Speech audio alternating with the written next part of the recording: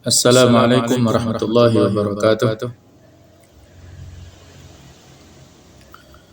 Alhamdulillahilladzi alafa baina qulubina fa asbahna bi ni'matihi ikhwana. Asyhadu an la ilaha illallah wahdahu la syarika lah wa asyhadu anna Muhammadan abduhu wa rasuluh la nabiyya ba'dah. Allahumma shalli wa sallim ala habibina wa qudwatina wa maulana Muhammad wa ala alihi wa sahbihi wa man sara ala nahjihi wa ta'ti da'watihi ila yaumil qiyamah. Allahumma atik riqabana minan nar, Allahumma atik riqabana wa riqaba abaina wa ummahatina wa ikhwatina jami'an minan nar. Allahumma rizqna lailatal qadar, Allahumma balighna lailatal qadar, Allahumma taqabbal minna innaka antas samiul alim wa tub alaina innaka antat tawwabur rahim. Amma ba'du. Para asatidzah rahimakumullah, alhamdulillah Allah Ta'ala banyak sekali memberikan kenikmatan, kemudahan kepada kita semua, sehingga kita disampaikan pada etapa ketiga di bulan Ramadan, hari-hari mulia, hari-hari malam-malam yang mulia, di antara hari dan malam-malam lain dalam satu tahun. Allah Ta'ala memberikan kemuliaan khusus kepada hari-hari dan malam-malam terakhir di bulan Ramadan dengan firman-Nya wal fajr wa layalin ashr, demi waktu fajar dan malam-malam yang 10. Di antara tafsir para ulama yang dimaksud dengan malam-malam yang 10 adalah 10 malam terakhir di bulan Ramadan. Sehingga mari kita manfaatkan dengan sebaik-baiknya keberadaan kita di malam-malam yang mulia ini. Kalau bisa diibaratkan seperti tamu yang memiliki jatah 3 hari 3 malam menginap di rumah kita, maka sudah seperti 2 hari 2 malam tamu ini menginap berada di rumah kita, dan tinggal hari dan malam terakhir. Begitu pula Ramadan, tinggal 10 hari terakhir. Maka pesan dari para ulama, di antaranya Ibnu Jauzi mengatakan, fa illam tuhsinil istiqbal la'allaka tuhsinul wada'. Jika engkau tidak bagus dalam hal penyambutan, maka hendaklah engkau memperbagus dalam hal pelepasannya. Kalau misalnya tamu yang datang tidak kita servis, tidak kita berikan pelayanan yang baik, maka ketika akan melepas tamu ini hendaklah kita memperbagus pelepasannya. Begitu pula Ramadan ini boleh jadi di antara kita kurang maksimal dalam melaksanakan ibadah pada 10 hari pertama, mengabaikan pada 10 hari yang kedua. Mari pada saat 10 hari 10 malam terakhir ini kita melakukan tahsinul wada', yaitu memperbagus ihsanul wada', yang memperbagus pelepasan hari-hari Ramadan dengan sebaik-baiknya. Ibnu Taimiyah mengatakan, al-ibratu bi kamalil nihayat la bi nuqsil bidayat. Standar itu adalah dengan kesempurnaan finishingnya ataupun etapa terakhirnya, bukan dari kekurangan permulaannya. Ada hadis Nabi yang mengatakan, innamal a'mal bil khawatim. Standar amal-amal itu dari penghujungnya. Orang disebut husnul khatimah itu ya di ujungnya, di akhirnya. Walaupun ini bukan dalam tataran umur, tetapi dalam tataran etapa peribadatan, mari kita mengakhiri dengan hal-hal yang baik. Suatu saat Al-Imam Syafi'i rahimahullah, beliau adalah seorang tabi'in senior yang hidup pada saat zaman Khalifah Umar bin Khattab di Kufah, yang pada saat itu Imam Syafi'i pernah berguru dengan para sahabat mulia. Di antaranya beliau pernah berguru kepada Umar bin Khattab, kepada Ali bin Abi Thalib, juga kepada Abdullah bin Umar, kepada Abu Hurairah dan lain-lain. Suatu saat beliau pernah ditanya oleh seseorang yang masih muda yang begitu semangatnya. Pemuda mengatakan, "Wahai Syekh, bagaimana saya bisa memastikan bahwa saya mendapatkan Lailatul Qadar?" Maka Imam Syafi'i menjawab, "Barang siapa yang menghidupkan 10 hari terakhir di bulan Ramadan dengan ibadah-ibadah, maka kemungkinan besar dia mendapatkan Lailatul Qadar, walaupun ia tidak menyadarinya."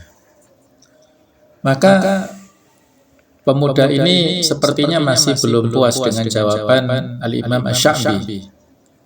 Dia masih bertanya, apa kira-kira tanda-tanda yang bisa dialami, yang bisa saya prediksi sehingga betul-betul saya mendapatkan Lailatul Qadar itu. Maka Imam Asy-Sya'bi menghela nafas dan menasihati kepada pemuda ini, dan juga tentunya kepada kita semua yang barangkali melihat dari sisi parsial seperti itu ya. Al-Imam Syafi'i mengatakan, "Wahai anakku, apakah engkau mencari tanda atau keberkahannya? Banyak orang yang mencari sesuatu yang kasat mata, tapi melupakan keberkahan dan ketenangan dalam hati mereka. Jika seseorang bersemangat untuk beribadah, meski dia tidak menyadari dari anugerah tersebut, maka dia insya Allah akan mendapatkan Lailatul Qadar." Maka pemuda ini menjadi tenang dan memahami bahwa Lailatul Qadar itu bukan semata-mata tanda-tanda lahiriah, tetapi yang penting adalah bagaimana menghidupkannya. Ya, barangkali kalau kita analogkan seperti pertanyaan seorang Arabi, seorang Arab Badui kepada Rasulullah SAW, "Ya Rasulullah, mata sa'ah?" Wahai Rasulullah, kapan terjadinya hari kiamat? Maka Nabi tidak memberikan jawaban karena beliau juga tidak tahu. Tidak ada satu makhluk pun yang tahu tentang kapan datangnya kiamat. Yang ditanya oleh Rasulullah balik kepada Arab ini adalah, "Wa madza a'tadtalah?" Apa yang kamu persiapkan untuk menghadapi kiamat itu? Maka jawaban daripada Arabi adalah, "Saya tidak mempersiapkan amal khusus, ghaira anni uhibbullah wa rasulah, selain aku cinta pada Allah dan Rasulnya." Maka Nabi memberikan jawaban, "Anta ma'aman ahbabta," engkau bersama dengan orang yang engkau cintai. Jadi intinya seperti itu, bukan kapan datangnya Lailatul Qadar, tanda-tanda lahirnya seperti apa, tapi apa yang kita lakukan, yang bisa kita jemput atau bisa kita gapai Lailatul Qadar itu apa ya? Jadi yang kita tanya adalah diri kita masing-masing, bukan fenomena alam itu. Demikian juga yang disampaikan oleh para ulama pendahulu kita, misalnya Imam Ghazali dalam kitab Ihya Ulumuddin mengatakan bahwa tanda seseorang mendapat Lailatul Qadar itu bukan pada fenomena langit, tetapi pada ketenangan batinnya dan keinginan kuat yang terus beribadah untuk terus beribadah setelah Ramadan nantinya. Jadi yang dilihat adalah dampak pasca Ramadan. Ini seperti kasus Haji Mabrur. Kemakmuran haji itu dilihat pasca hajinya, bukan semata-mata pada saat pelaksanaan di Tanah Suci. Kalau berada di Tanah Suci, Masya Allah, setiap orang punya semangat untuk tawaf, untuk sholat, baca Quran, semuanya punya semangat. Tetapi pasca kepulangannya seperti apa? Apakah dia lebih baik daripada sebelum berangkat ataukah lebih buruk? Nah, itulah yang menentukan kemakburan haji seseorang. Nah, begitu pula orang itu sukses Ramadan mendapatkan Lailatul Qadar, itu implikasi atau dampak yang bisa dilihat adalah pasca Ramadan. Kemudian Ibnu Qayyim al-Jauziyah dalam kitab Zadul Ma'ad mengatakan bahwa hakikat Lailatul Qadar itu terletak pada bagaimana seseorang meningkatkan iman dan kedekatan dengan Allah Ta'ala, bukan sekedar mencari tanda-tanda lahiriah. Di sana ada dampak perubahan, baik itu spiritualnya, akhlaknya, ibadahnya, dan lain-lain. Yang dilihat itu adalah dampaknya, bukan tanda-tanda lahiriahnya. Itulah pesan-pesan yang mulia disampaikan oleh para ulama pendahulu kita yang bisa menjadi pelajaran bagi kita. Ya, memang kemungkinannya ya terjadi di 10 malam terakhir, tetapi tidak perlu dicari tanda-tanda lahiriah, apalagi ada diskriminasi antara malam genap atau malam ganjil misalnya, karena kita start Ramadannya berbeda-beda. Pokoknya semuanya semangat. Dan juga tidak mesti dicari pada saat iktikaf. Kadang-kadang ada yang berpikiran kalau tidak iktikaf tidak mendapat Lailatul Qadar, ya bukan begitu. Walaupun dia iktikaf, tetapi kalau hanya tidur saja, tidak sholat, tidak tilawat, tidak zikir, tidak doa, ya kalau pahala urusan Allah ya, tetapi itu tidak lebih baik daripada walaupun yang misalnya di rumah atau di perjalanan, tetapi mengisi dengan amal-amal yang berikut ini yang saya akan sampaikan. Ada 10 amalan yang ringan, yang simpel, yang sederhana.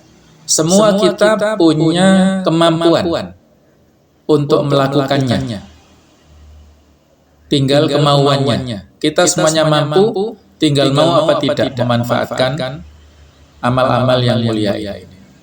Pertama, yaitu menjaga sholat wajib, khususnya sholat isya dan subuh secara berjamaah. Dalam hadis Sahih Muslim disampaikan oleh Rasulullah SAW, man shallal isya fi jama'atin faka'annahu qama nisfal lail. Barang siapa yang sholat isya secara berjamaah, maka seolah-olah dia menghidupkan sholat tahajud selama setengah malam. Wa man shalla subha fi jama'atin faka'annahu qama al-laila kullah. Siapa yang sholat subuh dengan berjamaah, maka seolah-olah dia sholat tahajud selama satu malam penuh. Masya Allah. Ini kan simpel ya.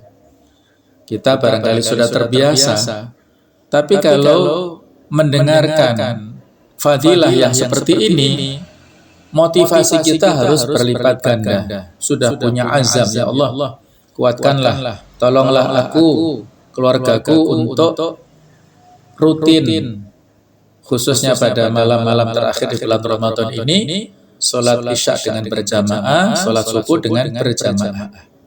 Itu akan lebih mantap ya, kalau kita ibadah dibarengi dengan informasi fadilah dan juga dengan ilmu, itu lebih nampak rojaknya ya, ataupun motivasinya, harapannya itu lebih jelas.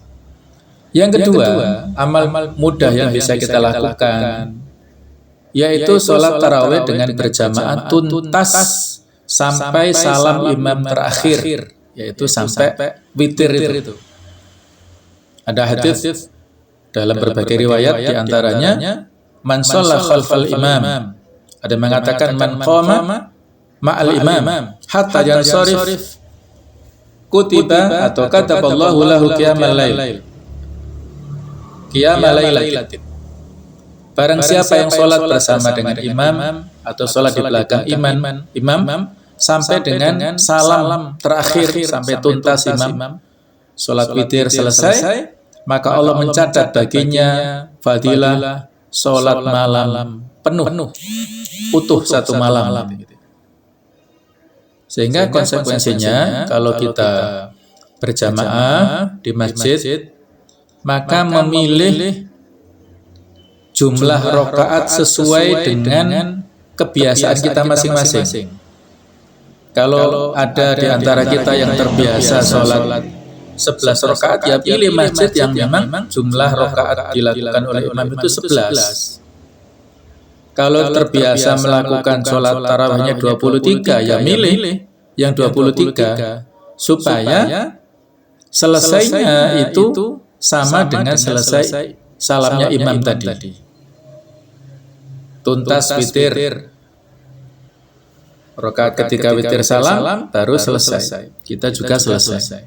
Kadang-kadang ada beberapa masjid yang ceramahnya itu atau kulturnya itu setelah tarawih sebelum witir itu tidak sedikit jamaah yang bubar. Nah, mungkin mereka akan sholat witir di rumah atau barangkali ada keperluan. Nah, itu tidak mendapat fadilah. Kataballahu lahu qiyama lailatin, itu Allah menuliskan untuknya sholat tahajud 1 malam penuh itu. Eman kan? Kalau misalnya kita mau melanjutkan sholat tahajud malam setelah tidur sebelum sahur kan nggak masalah, boleh. Banyak di antara masjid yang pada 10 malam terakhir ya mulainya jam 2, walaupun sudah sholat qiyamul Ramadan, sholat tarawih nggak apa-apa. Kalau sudah witir bersama imam maka tidak perlu witir lagi. La witroni fi lailatin, tidak ada 2 witir dalam 1 malam. Ada lagi opsi lain kalau kita mengambil keutamaan dalam hadis yang lain, ada perintah ij'alu akhira sholatil laili al-witr atau kama qala, jadikan salat malam kalian yang terakhir itu adalah witir sebagai penutupnya. Maka opsi yang bisa kita lakukan adalah menambah rakaat yang kita bersamai dengan imamnya itu, imamnya witir 3 rakaat, kita tambah 1 rakaat lagi sehingga kita niat sholat tarawih, imam sholat witir, boleh.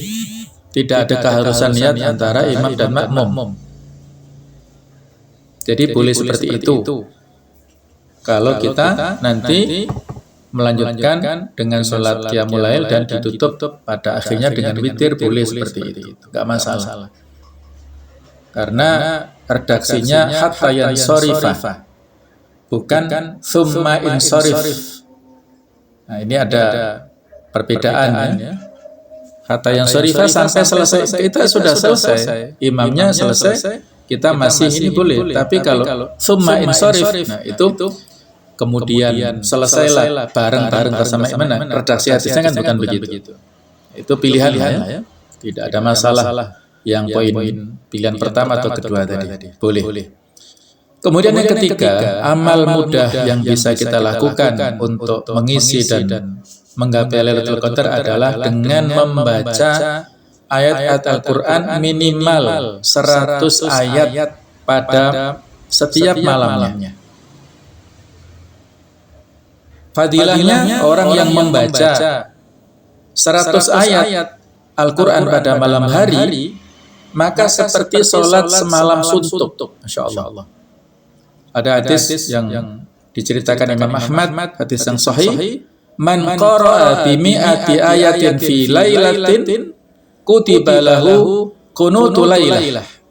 Barang siapa membaca 100 ayat pada 1 malam, dituliskan untuknya kunut 1 malam. Kunut ini maknanya bukan doa kunut, tetapi maknanya adalah ibadah atau sholat sepanjang malam. Masya Allah. Di kita sudah ada tradisi ya untuk dianjurkan membaca surah Yasin, Ad-Dukhan, Al-Waqi'ah, Al-Mulk itu kalau dibaca 4 surat sudah lebih dari 100 ayat kan? Sehingga insya Allah kita semuanya kalau kita baca 4 surat ini 1 malam sebelum tidur atau setelah Isya, setelah tarawih, maka insya Allah kita mendapatkan fadilah seperti ini, seolah-olah sholat malam 1 malam suntuk, sholat qiyamul lail 1 malam suntuk. Itulah fadilahnya ya. Itu tidak mudah, tapi sebenarnya tinggal kemauan kita untuk meluangkan waktu khususnya pada malam-malam terakhir di bulan Ramadan. Yang keempat, yaitu memperbanyak doa, memohon kepada Allah Ta'ala. Pesan Rasulullah kepada Aisyah, ketika Aisyah bertanya kepada Rasulullah, saya kalau mendapatkan malam itu sepertinya ada tanda-tanda Lailatul Qadar, apa yang harus saya baca? Maka Nabi memberikan pesan, doa Allahumma innaka afuwun tuhibbul afwa fa'fu anni. Allahumma ya Allah, sesungguhnya Engkau adalah zat yang maha pemaaf, yang cinta kepada maaf, maka berikanlah maaf kepada saya. Jadi kita baca seperti itu. Kita baca apakah setelah tarawih, apakah pada saat sujud, pada saat setelah sholat fardu, pokoknya kapanpun bisa kita baca, sebanyak-banyaknya. Para ulama memberikan penjelasan bahwasanya kata afuun itu lebih dalam maknanya daripada ghafur. Kata al-afwa itu lebih dalam maknanya daripada al-maghfirah. Kalau ghafur atau maghfirah ini, dosanya itu diampuni, tapi masih ada bekasnya, jadi tertutupi. Ibaratnya itu dosanya tertutupi. Tapi kalau maaf, afuun dan al-afwa ini, maka dosanya itu dihapuskan, tidak ada bekasnya sama sekali di lembar catatannya, catatan kita sudah hilang. Nah, itu kita minta kepada Allah supaya dimaafkan, bukan semata-mata diampuni. Itu penjelasan daripada para ulama. Sehingga kita perbanyak doa-doa sesuai dengan hajat kita masing-masing. Kemudian yang kelima, amalan bisa kita lakukan pada Lailatul Qadar adalah dengan memperbanyak muhasabah. Ada evaluasi ya, kita bermuhasabah setelah hari-hari kita lalui, ya, sebelum kita memejamkan mata, kita bermuhasabah, mengevaluasi, ya Allah, apakah amal saya, kebaikan hari ini lebih banyak daripada keburukannya, alhamdulillah, ataukah keburukannya hal-hal yang sia-sia, ya waktu-waktu yang terbuang percuma, tidak bermanfaat, tidak bermaslahat, itu masih banyak kita lakukan, ya, hal-hal yang tidak bermanfaat, maka kita mohon ampun. Nah, itulah muhasabah, bisa kita lakukan tiap malam, dan lebih khusus adalah pada Lailatul Qadar. Hasibu anfusakum qabla an tuhasabu, kata Umar. Hisablah diri kalian sebelum dihisab. Wazinu a'malakum qabla an tuzanu. Timbanglah amal-amal kalian sebelum nanti ditimbang di akhirat. Kemudian yang keenam, untuk mengisi Lailatul Qadar adalah dengan amalan memperbanyak ibadah, terutama di sepertiga malam yang terakhir. Ini waktu spesial, nuzulul ilah, turunnya Allah Ta'ala ke langit dunia, dan mempersilahkan kepada hamba-hambanya, siapa yang mohon ampun diampuni, siapa yang meminta berdoa akan dikabulkan oleh Allah Ta'ala. Jadi memperbanyak ibadah dan juga memperbanyak istighfar, mohon ampun, wal mustaghfirina bil ashar, orang-orang yang beristighfar pada waktu-waktu sahur. Yang ketujuh, amalan bisa kita lakukan pada Lailatul Qadar adalah dengan membaca 2 ayat terakhir surah Al-Baqarah. Mulai amana rasulu bima unzila ilaihi rabbi wal mu'minun ila akhir surah, sampai akhir surat, ya. Satu kali saja sudah cukup. Ada hadis riwayat Bukhari Muslim yang berbunyi begini. Man qara'a bil ayataini min akhir suratil Baqarah fi lailatin kafatahu. Siapa yang membaca 2 ayat terakhir di surah Al-Baqarah pada satu malam, maka 2 ayat itu mencukupinya. Apa makna mencukupi ini? Kata para ulama, yaitu dilindungi dari keburukan, dari setan, dari gangguan selama malam tersebut. Masya Allah. Dengan hanya membaca 2 ayat saja, sudah mendapatkan proteksi, perlindungan dari Allah Ta'ala lewat wasilah 2 ayat itu. Nah, luar biasa ya. Jadi ini fadilah yang sangat istimewa.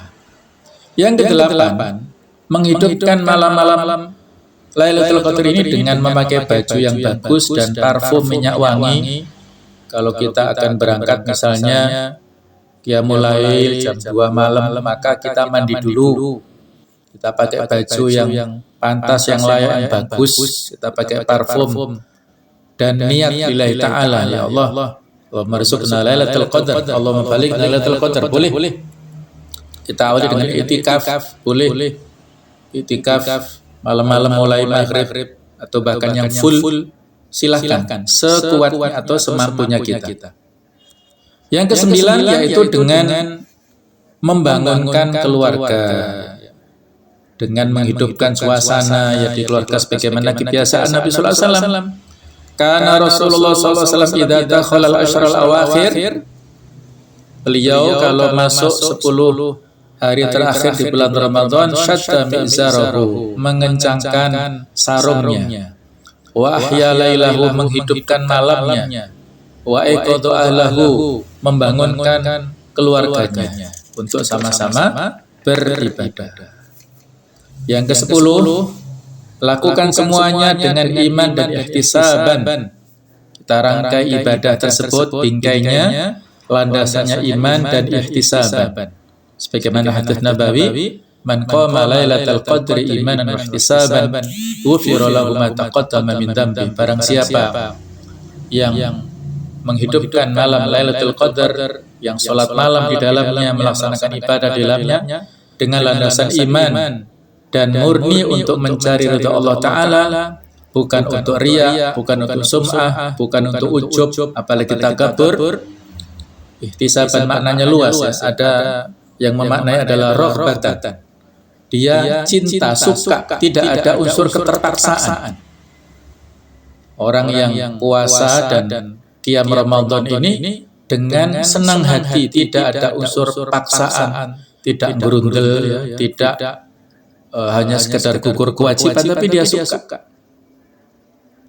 Dia berharap untuk mencari ridha Allah Ta'ala, maka dosa-dosa yang telah lewat itu diampuni oleh Allah Subhanahu wa Ta'ala. Inilah 10 amal yang bisa kita lakukan pada malam-malam Al-Qadar. Mudah-mudahan sampai pada kita dan fadilahnya Lailatul Qadri khairun min alfi syahr. Lailatul Qadar lebih utama, lebih baik daripada 1000 bulan atau senilai 83 tahun. Seolah-olah usia kita keberkahannya menjadi 83 tahun selama, atau kalau kita menemukan 1 kali, kalau seandainya kita menemukan 10 kali, berarti seolah-olah kita mendapatkan keberkahan usia 830 tahun, yang itu melebihi atau menyamai usia Bani Israel yang pada zaman dulu sempat para sahabat ghibthah, iri yang positif dengan panjangnya usia Bani Israel pada zaman dulu, dan mereka bisa beribadah kepada Allah. Para sahabat itu ghibthah atau iri dan seolah-olah protes pada Rasulullah. Maka turunlah surat Al-Qadar itu ya, yang di dalamnya ada ayat Lailatul Qadri khairun min alfi syahr. Itu adalah bonus Allah Ta'ala untuk umatnya. Rasulullah SAW usianya pendek, usia harapan hidup hanya 60-70 tahun saja umatnya Nabi Muhammad, tetapi keberkahan usianya bisa sampai ratusan, bahkan mungkin ada yang seperti 1000 tahun tadi ya, karena mendapatkan Lailatul Qadar berkali-kali. Barakallahu fikum. Wassalamualaikum warahmatullahi wabarakatuh.